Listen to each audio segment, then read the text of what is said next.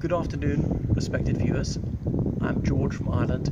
Here I am on De Vere Gardens in London, which is a street despite the word gardens, and I'm outside the house formerly occupied by Henry James. Henry James was a celebrated American novelist of the late 19th and early 20th centuries. So he was born just outside Boston, Massachusetts, in an intensely political family.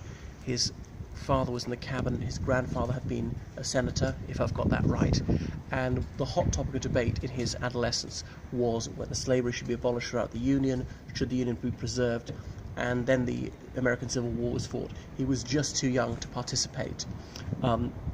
But many of these heated discussions are reflected in his fiction. He went to Harvard and he became an author almost straight after graduating, and as soon as he finished his education he moved to the United Kingdom. He had some British cousins, and a lot of his novels are semi-autobiographical, like the Bostonians, the Europeans, and so on.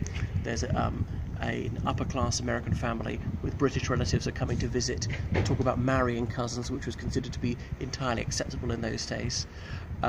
So anyway, he made his life here in London, and he even volunteered to help out in the First World War. He was too old to fight by that stage, but he was serving in an ambulance unit.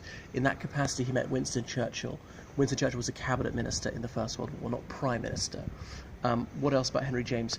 Then it was Merchant Ivory, the film company, which has been going since the 70s, is fixated with Henry James novels and has turned a few of them into films since. So he's a scintillating realist writer. Highly recommend you try some of his prose, but again, sadly, you can't get into his former house. There's nothing to see. It's just a private flat these days. But perhaps come here for inspiration.